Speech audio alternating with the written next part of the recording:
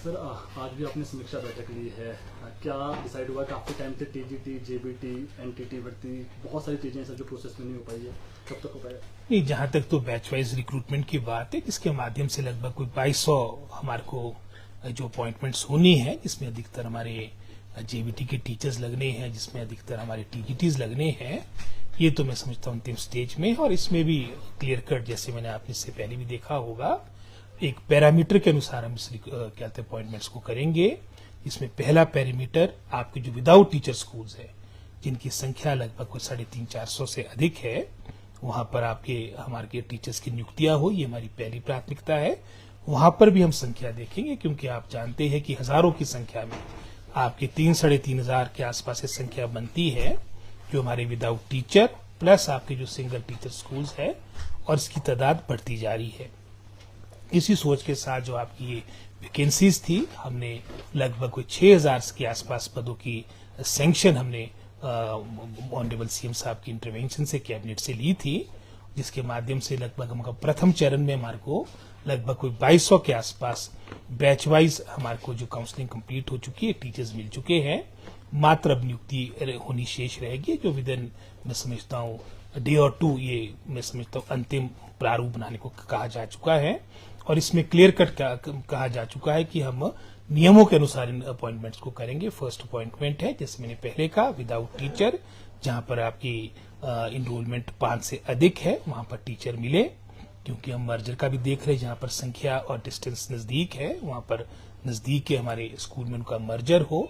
और साथ ही साथ लगभग कोई मैं समझता हूं जो हमारे सिंगल टीचर स्कूल है, उसमें भी हम एक तरह से जो जहां पर इनरोलमेंट ज्यादा है, उदाहरण के तौर पे जहां पर 40 बच्चे होंगे, या फिर आपके दूसरे स्कूल में 15 बच्चे, तो वरीयता वहां देंगे जहां पर 40 बच्चे, ताकि कम से कम सेकंड टीचर आपका स्कूल में उपलब्ध हो।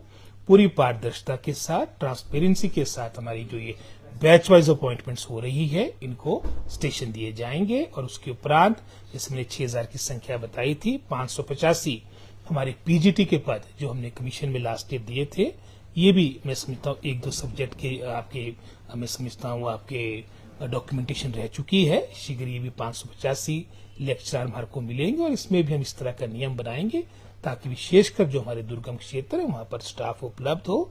और उसके उपरांत हमारी जो 2800 के आसपास जो कमीशन के द्वारा एलिमेंट्री एजुकेशन की आपकी नियुक्तियां होनी है, जो हमने पहले मैं समझता हूँ यहाँ पर पब्लिक सर्विस कमीशन को दिया था, लेकिन जैसे अब फिर से हमारा ये हमीरपुर का सर्विस सिलेक्शन बोर्ड, हमीरपुर का हमारा बोर्ड फंक्शनल हो चुका है, इसको वहां पर टेकअप किया जाएगा, क्योंकि कमीशन ने ये कह दिया है कि हमारे पास काफी वर्कलोड है। तो शीघ्र ये प्रोसेस भी हमारा हमीरपुर वाला प्रारंभ होगा, ताकि हमारे को ये जो 6000 के आसपास पदों की हमने सैंक्शन लास्ट ली थी, ये सभी मैं समझता हूँ फील्ड में जाकर हमारे दुर्गम क्षेत्र में अपनी सेवाएं दे।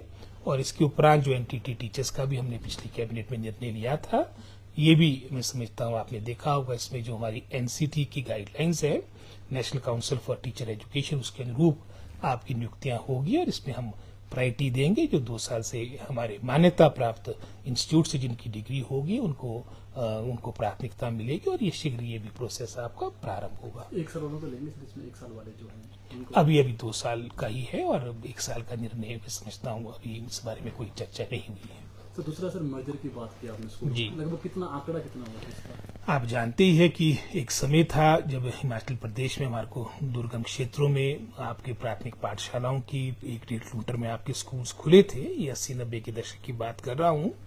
उस वक्त समय की आवश्यकता भी थी, सड़कें भी कम थी। आज तो लगभग कोई 41-42 हजार किलोमीटर सड़कें हैं जो पीडब्ल्यूडी के अधीन है। आज समय आ चुका है कि हम अपने खुले हुए संस्थानों को सुदृढ़ करें, कंसोलिडेट करें, स्ट्रेंथन करें।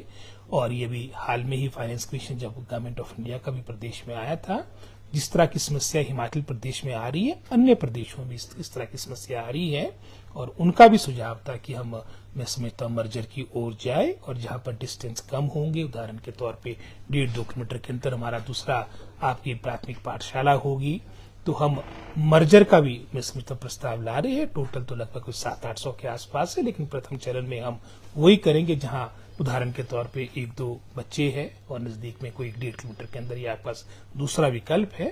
तो इस सोच के साथ भी हम आगे बढ़ रहे हैं। और आपको याद होगा पिछले वर्ष भी जो जीरो एनरोलमेंट के आपके लगभग कोई 600-700 स्कूल्स थे, जहाँ लेस देन 2 यानी 2 बच्चों से कम जहां पर इनरोलमेंट थी, हमने कुछ स्कूल्स आपके मर्ज किए थे इसी क्रम पे, ताकि आने वाले समय के लिए हमारा शिक्षा विभाग और बेहतर तरीके से कार्य कर सके, हमारा डिपार्टमेंट स्ट्रेंथन हो।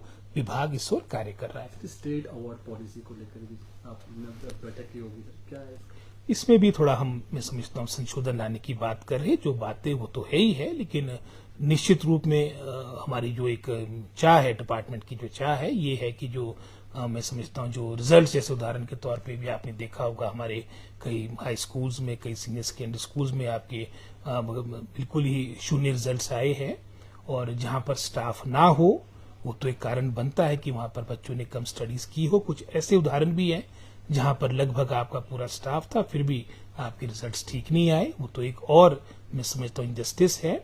सारी बातों को लेकर हम ये भी देखेंगे कि जिनको हम ये स्टेट अवार्ड दे रहे हैं उनका प्रदर्शन धरातल पे अपने स्कूल पे क्या है, एक तरह से जवाबदेही। हम चाहिए स्टेट अवार्डीज की बात हो, चाहे एक्सपोजर टूर्स आपके फॉरेन के लिए हो रहे हैं, कहीं ना कहीं अपने स्कूल के साथ उनकी जो मैं समझता हूँ परफॉर्मेंस है, उसके साथ इन सब बातों को जोड़ना चाह रहे हैं। डीपी के आरएनपी रूल्स को लेकर के भी कुछ चर्चा होगी? किसके बारे में? डीपी वो चला है और मेरे को लगता है कल इसके बारे में सारी क्लियरिटी हो जाएगी आगामी कैबिनेट में। सर, विपक्ष के नेता जयराम ठाकुर ने जो वाटर बोतल है जो बच्चों को दी जा रही है, इसको लेकर सवाल उठाए हैं कि वो सब स्टैंडर्ड है, और क्या किसी ठेकेदार को फायदा पहुंचाने के लिए सरकार ने बोतल दी?